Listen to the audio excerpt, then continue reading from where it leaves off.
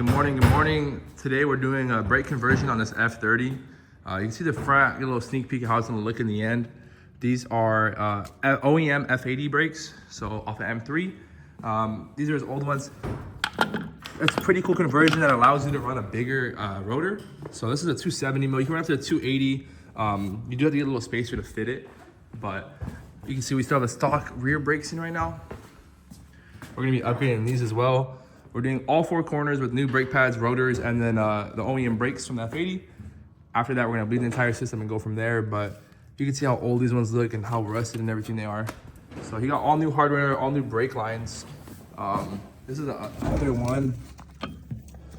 They don't look that different because he does have an M Sport, so they're still 4-piston Brembos. But when we compare it side by side with the new rotor, which is on this one, this is the old one right here. You can see the difference way better side by side. So if you have a base F30 with no M package, it's gonna be an even bigger upgrade for your vehicle because of how much size you're gaining. And also because the rears are going from like the push to actual proper piston setup, because these are junk. And these are also way harder to service. So when we swap these out and go on the new ones, it'll be way easier to service long-term when you're doing brake pads and your routine maintenance. All right, so this is the new brake line. I'm gonna slap it in here like this, and then add the new lock for that, and then also hook it up to the brake, tighten everything up. This side's pretty much done already. Got the new hardware in for the right side, new pads in as well, and then we'll leave it like this. That way we can bleed everything at the end in a way easier process. Because these vehicles do need to be bled after you lose any type of fluid. It's always need to bleed all of them. Check your fluid levels after and go for a test drive and go from there. All right, so this is fully done now. New brackets in, new brake lines all tight. Also just torqued down the caliper to 80 foot-pounds as the BMW wants you to. So that side's almost done as well. Now we're gonna go ahead and move to the rear and get these old rears removed, and then we'll start bleeding from there. But right now, before we do that, I'm gonna go ahead and go get new brake pad sensors. These BMWs have two, one in the front, one in the rear. It measures when you're supposed to do your brake maintenance. But since we're doing all new brakes and everything, we wanna go ahead and just swap them so the wear is accurate to the lifetime of the pads. So we're gonna go ahead and grab those right now. All right, so there's the old rear one. You see both the front calipers there. Both fronts are completely done, tied it away. Gonna bleed them. Here's the new rear brake. So this rear rotor difference is gonna be the craziest difference because I think, yeah, right now it's a 184, and I think we're going to like a 230 in the rear. So this would be a big size difference.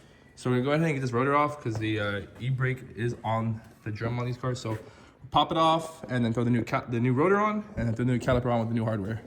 After that, we're gonna start bleeding the whole car and then go for a test drive and we'll be all done already. All right, just got this rotor on. R for right side, obviously is the right side of the vehicle. So now we're gonna go ahead and hook up the caliper and then connect the new brake line. And I recommend that we got new sensors because you should always do it. So we're gonna be throwing in the new brake pad sensors and getting it all tied up. And then we'll start bleeding from this corner. It's very important when you bleed vehicles that you start from the furthest from the brake cylinder. So the brake cylinder reservoir is the front left of this vehicle. So up furthest would be the back right, the rear left, and then the front right, front left. Bleed it over, make sure there's no more air bubbles in the car, make sure the brakes feel good. And then we'll do a little beating process of the brake pads because the brake pads and rotors are completely new. You don't want to heat work them right when you go on the car and give back to the customer and he's doing pulls on it. So we're going to drive the vehicle for about 15 minutes after and make sure that they're doing their job and the customer can enjoy his vehicle and beat on it. All right, so we just finished the bleeding process completely. Everything's torqued down, brake fluid's topped off. You can see how much better these brakes look. Looks super good. All new sensors in. We'll go ahead and throw the wheels on, torque down the wheels, and take it for a test drive before giving it back to the customer. But man, look at these. So these are OEM off an F80. If you guys want to do this conversion, we can do all the labor for you guys. You can find the pre-owned parts off Facebook. He bought these calipers pre-owned, or you can buy, brand new kit if you'd like. But it's a budget-friendly option to upgrade your brakes and be able to fit a way larger rotor. If you're tracking the car or you want to be really hard on it, it could be a beneficial upgrade to you. Obviously, they do weigh a little bit more, but the benefits would outweigh it if you're tracking the car canyon running anyways. So right now, we're going to test drive it, see how the car looks lowered on the new brake setup. All right, wheels are on. You can see how the brake upgrade looks on these. Good clearances. I believe these are 18-inch wheels. I could be wrong. I think that might be 19s. Let's see.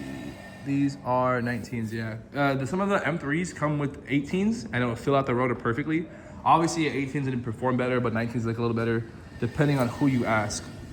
So here's the rear setup. Much bigger rotor. This is almost the size as the old front one was. Now we got that in the rear. You got the little M logo as well. So now we're gonna go ahead and lower the vehicle, give the customer back all his parts. Old parts put them in boxes for him, put it in the trunk, and then we're gonna torque down the wheels, the studs, give it a test drive, and then we should all be done by then. Okay, just lowered the vehicle, pulled it out a little bit. See how the brakes look a little bit better now. Nice carbon hood. Really clean car. It's a good taste, nice headlights. I like these icons. So I'm gonna let the car get operating temperature right now. I'm gonna move this Mustang out of the way so we have a little more room to pull it out. And then after that, go test drive it, green light it, get it back to the customer, double check for leaks. And that'll be the entirety of the job. All right, so just did our test drive right now, beating the brakes a little bit. You can see how good they look on this F30 right here. It really fills out that wheel. Looks much better. But no leaks. Fluid level's still good, so he'll just have to be careful with the braking the next couple of days so he doesn't warp them. And then after that, he'll be able to free beat on it.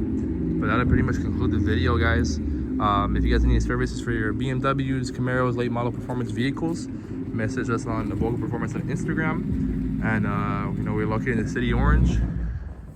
Just got the lift up and everything, so any questions, DM us, any performance needs. And I'll catch you guys in the next one. Thank you.